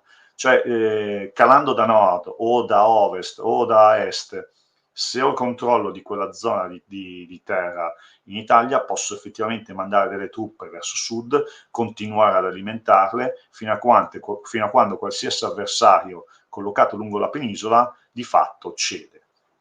No, Milano e anche Mantova, quindi. E soprattutto Mantova. Perché ma guarda, da tempo, anzi, più Mantova di Milano. Appunto, cioè da tempo anche, almeno un secolo prima, forse anche di più, anche 2 secoli, da lì passava la cosiddetta, come l'hai chiamata te, la strada di Fiandra / la strada spagnola o via spagnola, cioè praticamente da lì gli spagnoli potevano far passare tutti i loro rifornimenti, tutti i loro eserciti da nord fino a sud, esatto, all'interno dei loro domini. Quindi chiaramente se si riusciva a controllare queste due città, e specialmente Mantova, si poteva anche impedire tutto questo. Esatto, e l'altro attore che devi assolutamente avere con te è il Regno di Sardegna. Perché? Perché ha un esercito organizzato, potente. Lui sì, è veramente una seracinesca su quelle che sono le comunicazioni terrestri dai porti liguri verso nord, quindi verso la Francia o verso la Svizzera, e poi successivamente, quando metterà le mani sull'Ossola, a questo punto diventerà anche l'attore principale che controllerà tutti i traffici mercantili e finanziari dalla penisola verso i mercati della Baviera, della Germania meridionale e della Francia. In più ha quella vecchia assicurazione, alleanza sulla vita con l'Inghilterra, e nello specifico con la Royal Navy britannica, che ha nel porto di Villefranche un'ottima base. Bene, queste due realtà diventano gli elementi chiave per il controllo della penisola, con la presenza britannica che, come un'ombra veramente in trasparenza, rimane a sottofondo come rumore di sottotraccia per le vicende che appunto caratterizzeranno l'Italia di qui a tutto il XIX secolo. Che è bene comunque tenere presente che questa presenza c'è, è importante, e sarà uno degli elementi decisivi per pianificare le sorti appunto di questi regni nel corso del XVIII e del XIX secolo. Andiamo avanti. Io prima di andare avanti, dato che parliamo di quella diciamo che siamo a conclusione, ok. Direi di entrare più che altro, siamo nel 38, abbiamo principalmente visto ovviamente l'Italia e l'importanza di fatto delle campagne italiane per tutta questa guerra di successione. Guardiamo da un punto di vista europeo, parliamo di successione polacca, quindi cosa succede alla fine? Molto semplicemente, insomma, il trono viene assicurato praticamente a l'elettore di Sassonia, quindi parliamo di Augusto III, fondamentalmente, almeno io parlo però con i nomi da regnante polacco. Federico Augusto II, che diventa. Esatto. E invece che fine fa Lecinski? Rimane in Francia. Rimane in Francia, però ecco, arriva e avviene, ecco qui, una sorta di scambio per cercare, in poche parole, di anche accontentare un po' tutti. Cosa voglio dire? A lui viene data la Lorena, che poi alla sua morte verrà poi data alla Francia, mentre invece chi era in Lorena, cioè Francesco Stefano, ovvero marito di Maria Teresa d'Austria, anche, e tutto questo scambio, ripeto, sempre per la questione della pragmatica sanzione, di far accettare a buona parte dei regnanti la pragmatica sanzione di Carlo VI d'Asburgo. Bene, al marito di Maria Teresa, Francesco Stefano, viene dato in cambio il Granducato di Toscana. Esatto. Ed è qui che poi cosa succede? Si estingue la famiglia Medici in Toscana, con l'ultimo Medici, cioè Gian Gastone, di cui, tra parentesi, c'è un interessante saggio di Vincenzo La Gioia proprio su anche la presunta omosessualità di Gian Gastone. Ricordiamoci che a quell'epoca l'omosessualità era vista, specialmente nelle alte corti, proprio come modo per, in qualche modo, vedere in negativo, diciamo, fare come posso dire, un elemento, sicuramente di non successione, quindi non c'è la possibilità di proseguire la famiglia stessa, sì, non ma tanto proprio di scandalo, ma anche per screditarlo politicamente, ecco. Questo è per questo che veniva utilizzata anche queste, diciamo, battute, tra virgolette, da bar, però in salsa ovviamente in politichese, diciamo così. E quindi si estingue la dinastia Medici ed entra la dinastia dei Lorena. Tra parentesi, nel Granducato di Toscana, inutile dire che fu appunto, come sapete, il primo stato a abolire la pena di morte e quant'altro. Perché furono i Lorena all'interno, in primis, se non ricordo male, uno dei figli appunto di Maria Teresa.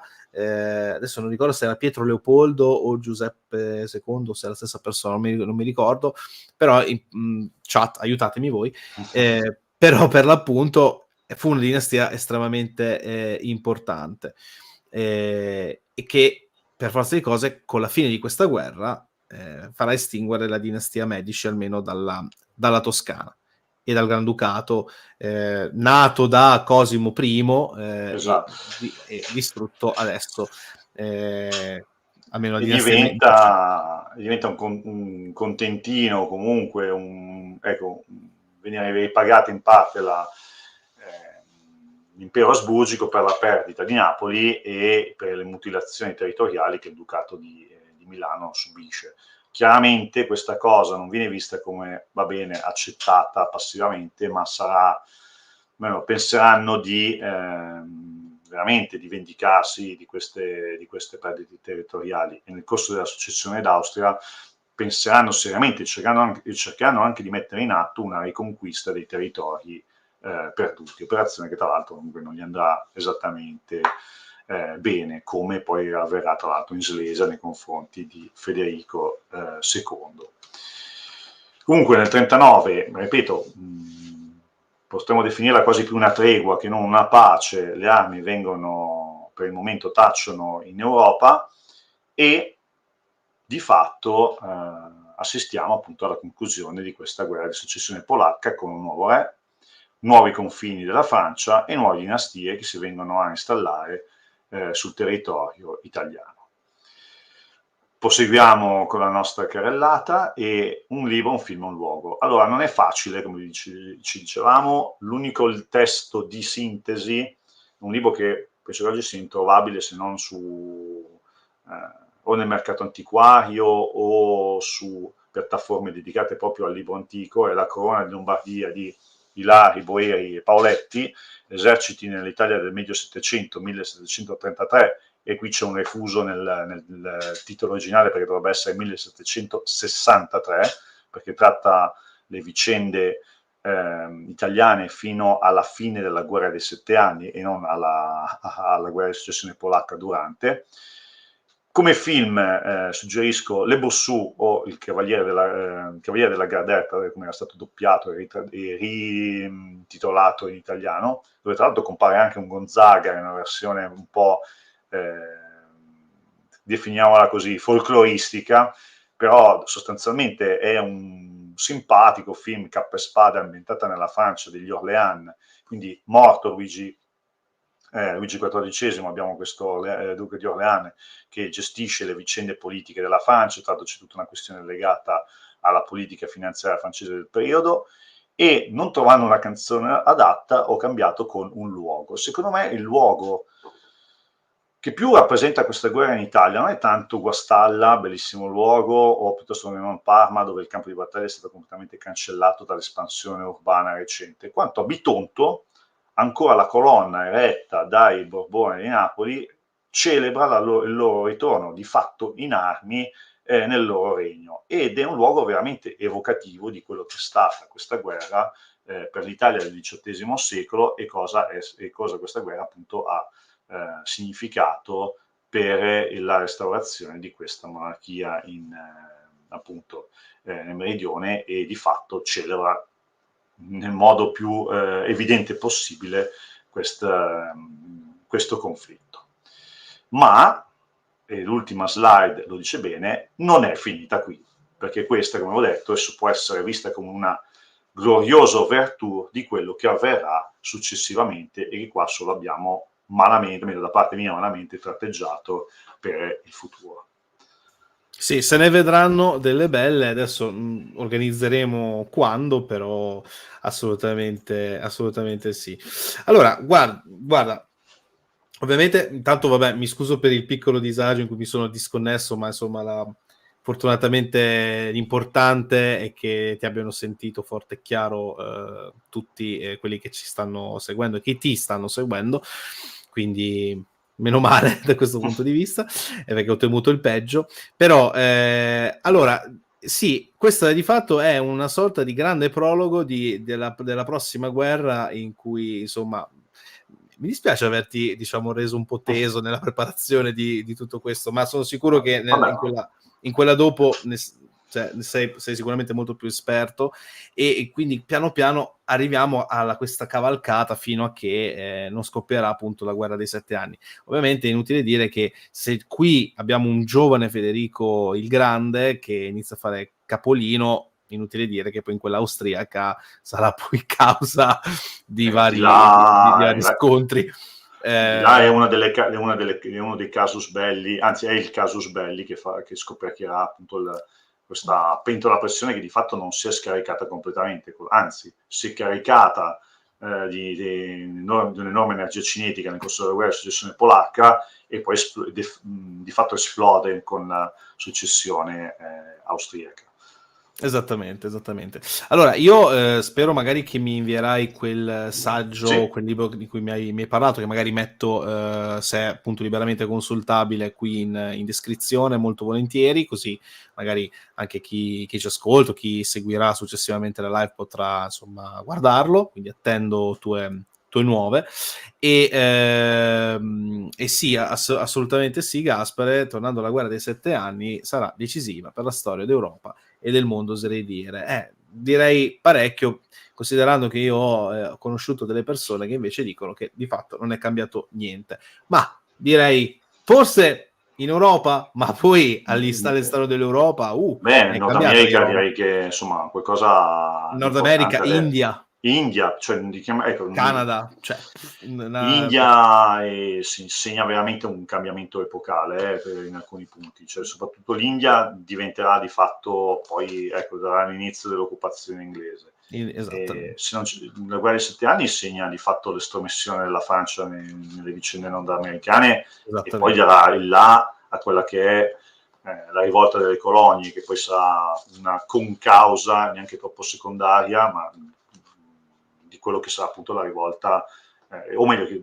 una delle concause che porterà alla rivolta dei coloni e di lì alla nascita degli Stati Uniti d'America, che ci picchia se non è poco. Sì, no, infatti, quindi voglio dire, direi che è una guerra parecchio importante e credo che molto probabilmente ci farò una miniserie magari di 2 episodi perché credo che valga la pena insomma analizzarla in tutte le sue parti con calma perché è la prima vera guerra mondiale d'età moderna, quindi non possiamo diciamo Non rinchiuderla in una trattarla. sola live. Ecco così. Però per arrivarci dobbiamo andare per tappe. E la prossima tappa ovviamente sarà la guerra di successione austriaca che ancora organizzeremo. Invece per le prossime live ho già organizzato 2 live per però la seconda metà del prossimo mese, mi dovete scusare ma gli impegni che ho purtroppo impediscono di mettere troppi contenuti, o meglio mai quanto vorrei in realtà all'interno del canale e per le prossime live dunque tornerà Bruno Mugnai e parleremo a questo punto dell'assedio di Vienna del 1683, quindi insomma si ritornerà prepotentemente anche la Polonia, ma in questo caso cercheremo un po' di ridimensionare il discorso Sobieski. Mentre invece ritornerà anche successivamente Michele Angelini e parleremo, dato che l'avevate chiesto e già l'avevamo detto nella precedente live con lui come ospite, parleremo della possiamo chiamarla anche seconda rivoluzione americana, cioè fondamentalmente la guerra del 1812 tra Stati Uniti e Inghilterra. Quindi, Inghilterra, Gran Bretagna, quindi insomma, se ne vedranno delle belle qui.